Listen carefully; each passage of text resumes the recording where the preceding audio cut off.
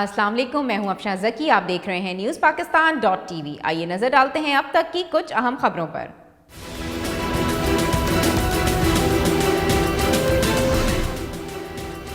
NAB کا شہباز شریف کے تمام اثاثے منجمد کرنے کا حکم۔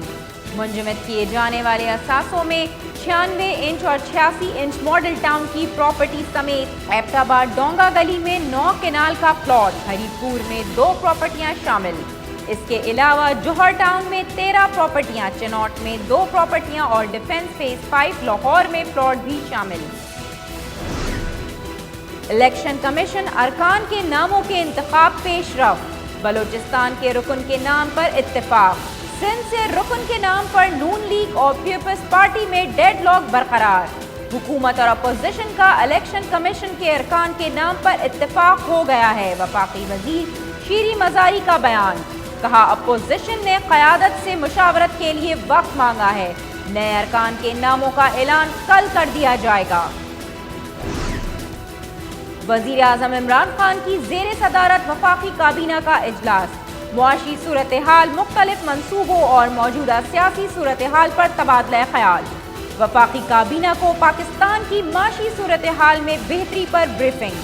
معاشی ٹیم ملکی معیشت کو درست سمت پر لے آئی ہے، اب قوم کو ملکی معیشت سے متعلق مزید اچھی خبریں ملیں گی۔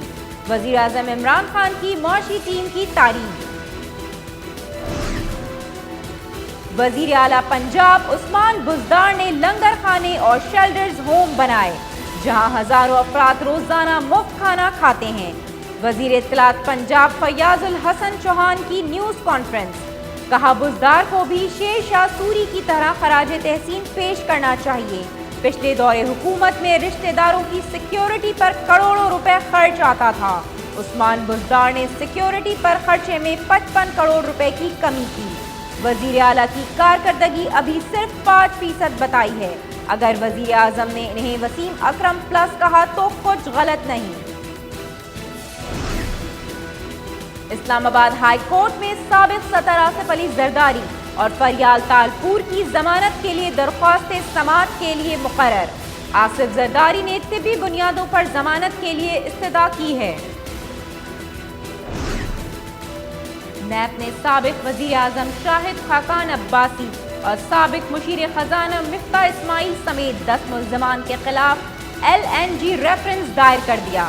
مقدمے میں کہا گیا کہ ملزمان نے مارچ 2015 سے دسمبر 2019 تک ایک کمپنی کو 21 ارب روپے سے زائد کا فائدہ پہنچایا، جس سے 2029 تک قومی خزانے کو 47 ارب روپے کا نقصان ہوگا۔ ریفرنس کے مطابق LNG معاہدے کے باعث عوام پر گیس بل کی مد میں 15 سال کے دوران 68 ارب روپے سے زائد کا بوجھ بڑھے گا۔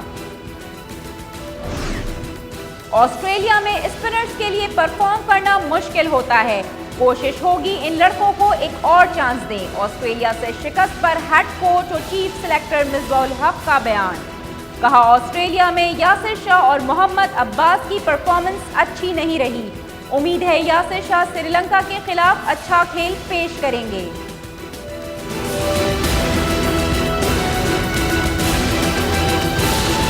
اب تک کے لیے اتنا ہی۔ مزید خبروں اور اپڈیٹس کے لیے وزٹ کیجیے ہماری ویب سائٹ newspakistan.tv۔